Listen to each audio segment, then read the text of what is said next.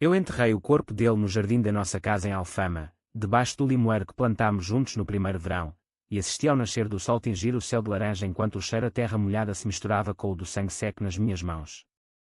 Ninguém suspeitaria de mim, a mulher devota que chorava nos braços dos vizinhos, contando histórias de um amor que se evaporou numa noite de tempestade, mas a verdade é que eu o matei devagar, com veneno no vinho do Porto que ele tanto adorava, e cada gota era uma memória que eu arrancava do meu peito como uma lâmina enferrujada.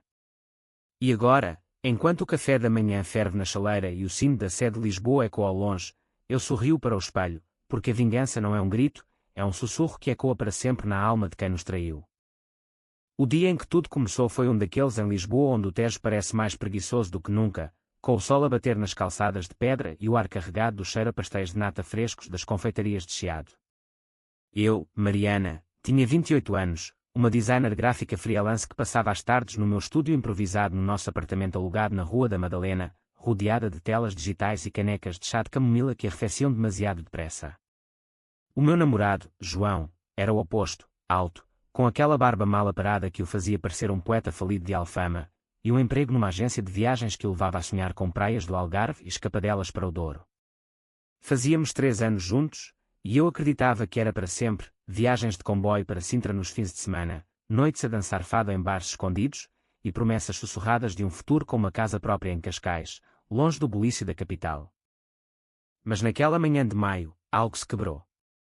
Eu precisava do passaporte para um visto de trabalho, uma oportunidade em Barcelona que me faria saltar de freelance para um contrato fixo numa agência espanhola. João prometera-me que o arranjaria, que o tinha visto na nossa mala de viagem do último Natal. Procurei no armário da entrada, nas gavetas da cômoda, até debaixo da cama onde as meias dele se acumulavam como segredos esquecidos. Nada. O pânico começou a rastejar pela minha espinha, como o ar úmido que sobe do rio nas noites de verão. Liguei-lhe, mas o telemóvel tocava no vazio. Ele estava em reunião, na agência, disse a secretária com aquela voz melosa que me irritava desde sempre.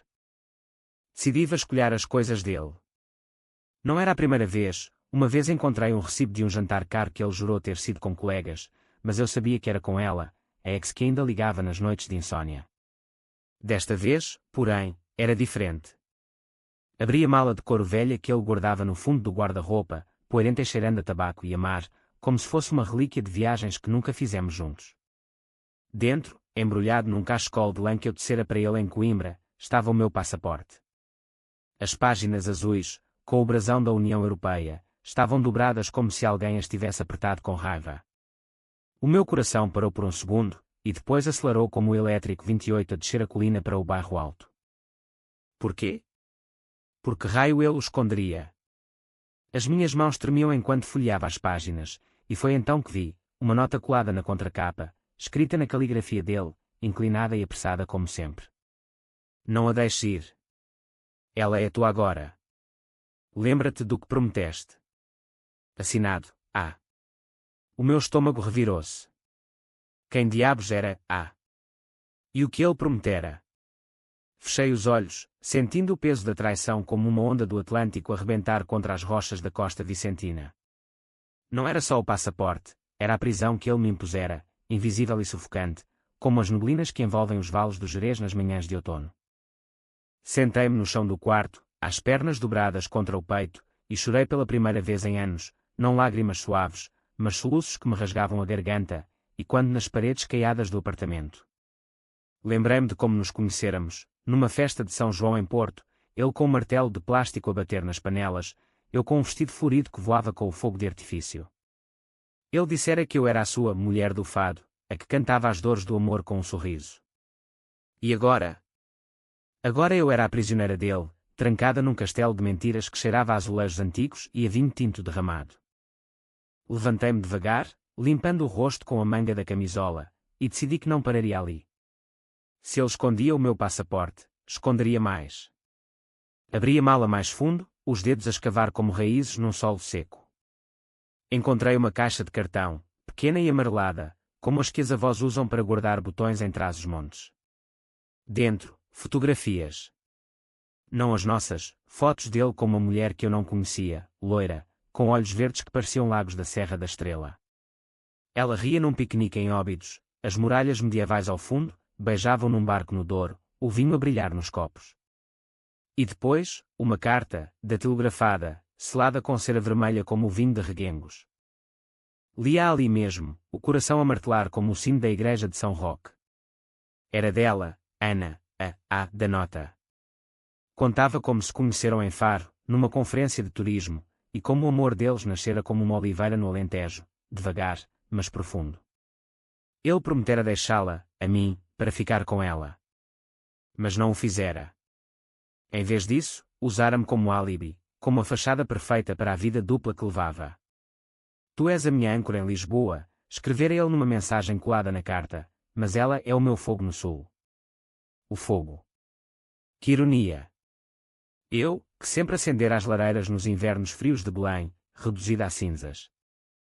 A raiva veio então, não como uma explosão, mas como um rio subterrâneo que incha nas entranhas da terra alentejana antes de rebentar. Eu rasguei a carta, pedaço por pedaço, e enterrei os fragmentos no caixote do lixo, misturando-os com cascas de laranja e restos de bacalhau. Mas as palavras ficaram gravadas na minha mente, como tatuagens feitas com ferro quente. Naquela noite, quando ele chegou, com o cheiro a marisco do jantar com colegas e um beijo na testa que me deu náuseas, eu sorri. Sorri como se nada soubesse, servi-lhe um copo de vinho da bairrada e perguntei pelo dia dele, a voz suave como o fado de Amália num disco riscado. Mas dentro de mim, o plano nascia. Não seria vingança barata, de gritos e portadas batidas. Seria algo português na alma, lento, saboroso, como um cozido à portuguesa que se cozinha horas a fio, camada por camada, até que a carne se desprenda dos ossos. Eu descobriria tudo sobre Ana, sobre as promessas dele, e usaria isso para o desmantelar, pedaço por pedaço, até que ele implorasse pela misericórdia que nunca me dera. Lisboa, com as suas 7 colinas e os seus segredos enterrados nas cisternas romanas, seria o meu palco.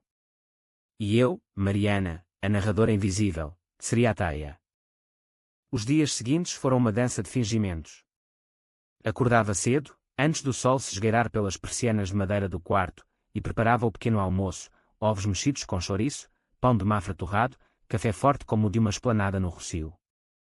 João devorava tudo, alheio ao veneno que eu vertia nas minhas palavras, perguntas inocentes sobre o trabalho, sobre viagens canceladas, sobre o sul que ele tanto amava. Lembras-te de Faro? Perguntei uma manhã, os olhos fixos no horizonte da janela, onde o castelo de São Jorge se erguia como um guardião silencioso. Ele engasgou-se com o pão, tossiu, e murmurou algo sobre um congresso chato. Eu ri, uma risada leve como o vento de Cascais, mas por dentro, anotava cada hesitação no meu caderno escondido debaixo do colchão. Comecei a seguir os rastros digitais dele. Não era difícil, João era descuidado como um turista perdido no labirinto de Knossos, deixando passwords iguais em todos os lados, o aniversário da mãe dele, 15 de junho, dia de Santo António. No laptop dele, que ele deixava aberto na mesa da cozinha enquanto tomava banho, encontrei o e-mail. Centenas de mensagens para ana@viagensul.pt, cheias de corações e planos. Vou dizer-lhe esta semana, casa no Algarve para nós dois, ela suspeita, mas eu controlo. Controlo. A palavra queimava como pimenta malagueta num guisado de peixe. Eu, controlada como uma marioneta nos bailes de máscaras do Entrudo em Lolé. Imprimi tudo, escondi as folhas numa gaveta secreta da minha secretária, e comecei a mapear a vida dela. Ana era agente de viagens em Lagos, com um perfil no Instagram cheio de pôres do sol na Praia da Rocha e selfies com clientes ingleses curados pelo vinho. Tinha 30 anos, divorciada, com um filho pequeno chamado Tomás, que postava fotos de castelos de areia em Sagres. Ela parecia feliz, livre, o oposto de mim, presa num apartamento que cheirava a mofo e a promessas quebradas. Mas eu via a fragilidade, comentários de amigas sobre o homem misterioso, emojis de corações partidos em stories antigas. Ela também sofria, à sua maneira. Decidi contactá-la. Não como inimiga, mas como aliada. Criei um e-mail falso, maria.dosrios@gmail.com, evocando o Tejo que nos separava, e enviei uma mensagem vaga: conheço o João de Lisboa. Preciso falar contigo sobre ele. É urgente. Encontra-me no Café à Brasileira, Chiado, amanhã às 15 horas. Anexei uma foto nossa, dele e eu, num piquenique em Belém, os pastéis de nata meio comidos ao lado. Ela respondeu em horas: quem és? O que queres? Eu sorri para o ecrã, os dedos a voar no teclado. alguém que sabe a verdade.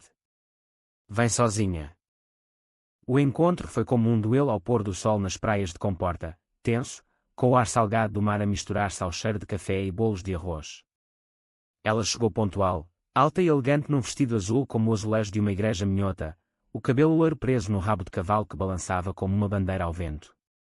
Eu estava numa mesa do canto, de óculos escuros para esconder as olheiras da insônia, uma chávena de galão à frente. Ana, chamei, a voz baixa. Ela parou, os olhos verdes a estreitarem-se como fendas numa porta de carvalho. Sentei-me direita, tirei os óculos, e disse, sou a Mariana. A namorada dele em Lisboa. O silêncio caiu como uma cortina de fustão num teatro do Rivoli. Ela sentou-se devagar, as mãos a tremer ao pegar na chávena que o empregado trouxe por cortesia. O que queres? Perguntou, a voz rouca como o fado de uma fadista de Alfama após uma noite de lamentos. Eu empurrei o envelope por baixo da mesa, as impressões das e-mails, as fotos, a nota do passaporte. A verdade. Ele escondeu o meu passaporte para eu não ir embora. Para ti, prometeu o mundo. Mas nós somos as tolas que ele coleciona como souvenirs de uma viagem que nunca acaba.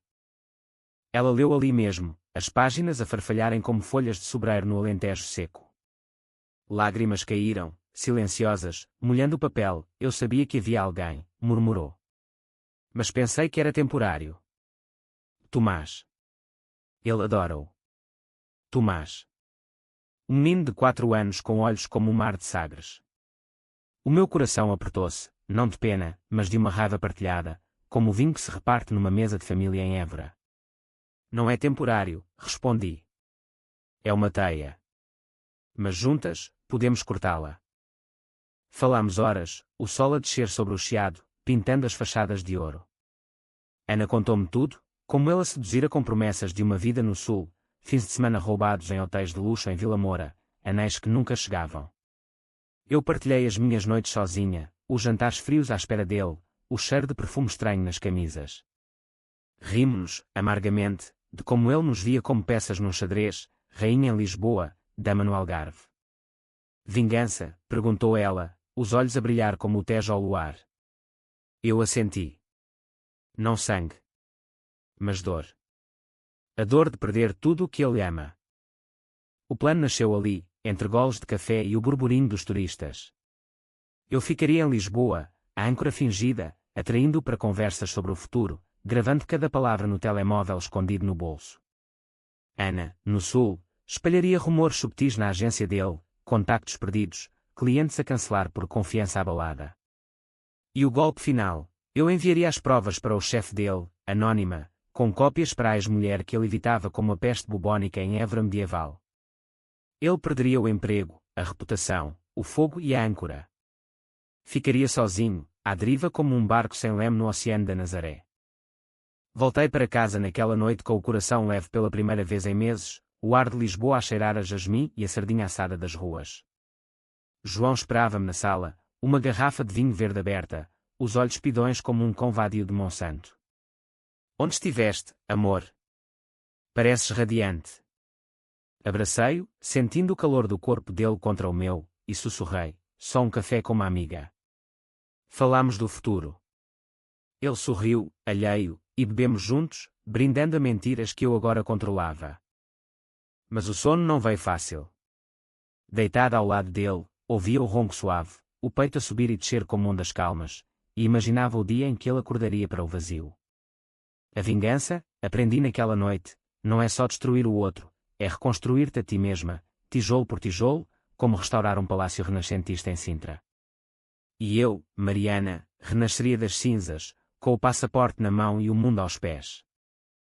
Os meses de verão passaram como um vendaval do norte, quente e impiedoso, secando os campos de trigo no Ribatejo e aquecendo as pedras de Lisboa até arderem descalças. Eu e Ana trocávamos mensagens codificadas, o limão está maduro, significava, ele mordeu a isca. E cada dia era uma camada na armadilha. João começou a notar as fissuras, chamadas da agência a cancelar reuniões, um e-mail do chefe sobre comportamento irregular. Ele voltava para casa mais cedo, os ombros curvados como ciprestes no cemitério dos prazeres, e procurava consolo nos meus braços. Estás diferente, Mariana, dizia, os dedos a traçarem o contorno do meu rosto à luz da vela. Mais forte. Gosto disso. Eu sorria, beijando-o devagar, saboreando o gosto amargo da sua ignorância, como um medronho caseiro do interior. Ana progredia no sul. Ela seduzira um colega da agência, um tipo chamado Rui com sotaque alentejano e mãos calejadas de trabalhar vinhas, e usava-o para espalhar as sementes da dúvida. O João. Aquele de Lisboa. Ouvi dizer que tem uma vida dupla, sussurrava ela em pausas para café, e as palavras voavam como andorinhas para ninhos em penhascos de Sagres. Clientes cancelavam reservas, parceiros de negócios pediam garantias, e o nome dele começou a cheirar a podre, como peixe seco deixado ao sol em Setúbal. Eu, enquanto isso, tecia a minha parte com precisão de bordadeira da madeira. Gravei conversas, ele a admitir, num momento de fraqueza após um copo de moscatel, que às vezes o sul chama-me mais forte, e enviei certos anónimos para a ex-mulher dele, uma advogada em Coimbra chamada Isabel, que respondia com fúria gelada: ele deve pagar pensão em atraso. Manda mais. Cada mensagem era um prego no caixão da reputação dele, e eu pregava com prazer, sentindo o sangue pulsar nas veias como o vinho a ferver numa adega do Douro. Mas a dor não era só dele. Havia noites em que acordava suada, o sonho de Ana e o filho dela a nadar no mar de Lagos, livres, enquanto eu afundava em areias movediças de traição. Questionava-me, era isto vingança ou veneno para a minha própria alma? Em caminhadas solitárias pelo Jardim da Estrela, via casais de mãos dadas sob os plátanos centenários, e invejava a sua inocência. Tu mereces melhor, escrevera Ana numa mensagem, anexando uma foto dela e Tomás a construir castelos de areia. Nós merecemos. E era verdade. Mas o caminho para o melhor passava pelo inferno, e eu caminhava de cabeça erguida, como uma rainha exilada de Tomar. O clímax veio em setembro, com o calor ainda a pairar como um manto sobre a cidade, e o festival de Sintra a encher as ruas de música medieval e cheiro a castanhas assadas. João recebeu a chamada da agência numa tarde de domingo, enquanto estávamos no terraço do nosso apartamento, a vista para o Tejo a brilhar como ouro líquido. Estás despedido? Disse a voz no telefone, seca como o Alentejo em agosto. Rumores. Perda de confiança. Podes recolher as tuas coisas amanhã. Ele largou o telemóvel, o rosto pálido como queijo de azeitão, e virou-se para mim com olhos de cachorro abandonado. Mariana. O que se passa? Eu não fiz nada. Sentei-me ao lado dele, a mão no joelho, e pela primeira vez em meses, deixei a máscara cair um pouco. Nada. Ou tudo. Ele piscou, confuso, e eu continuei, a voz baixa como o murmúrio de um riacho na Serra da Arrábida. O passaporte, João. A Ana. As promessas que quebraste como vidros de mirante em Belém. Ele recuou, o corpo a encolher-se na cadeira de vime, e negou, gaguejando, como sabes. Quem te disse? Eu ri, uma risada quicou no ar quente, cheia de espinhos. Eu sei tudo. E agora, o mundo sabe. Mostrei-lhe as impressões, as gravações a tocar no meu telemóvel como um réquiem fúnebre. Ele chorou então, lágrimas grossas como azeite virgem, suplicando perdão, jurando amor eterno, oferecendo viagens para o Brasil ou para as Ilhas dos Açores para recomeçarmos. Mas era tarde. A ex-mulher ligara já, exigindo o que lhe era devido. Ana enviara uma mensagem final: acabou. Para ti e para ela. Tomás e eu merecemos paz. Ele caiu de joelhos, agarrando-se às minhas pernas como um náufrago a uma tábua, e eu senti. Nada. Não ódio, não pena, só um vazio limpo, como o céu de inverno sobre a planície alentejana.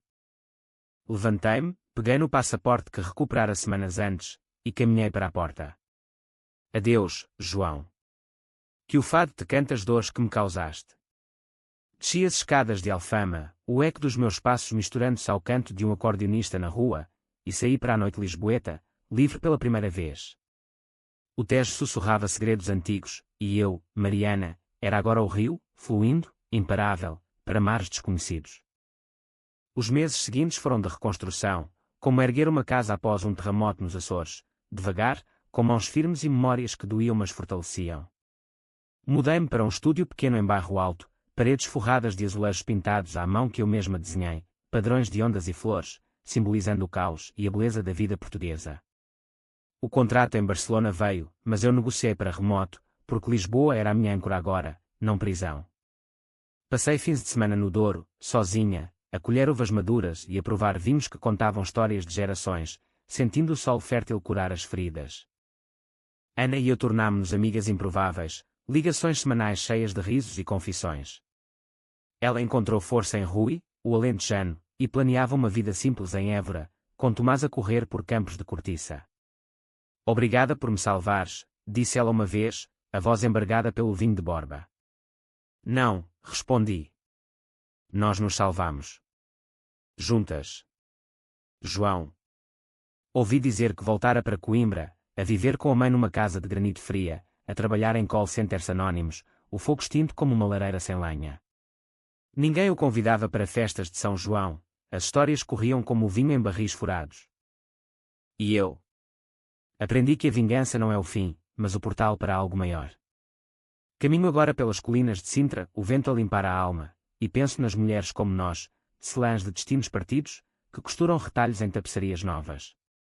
O passaporte viaja na minha mala, páginas em branco prontas para carimbos de mundos novos.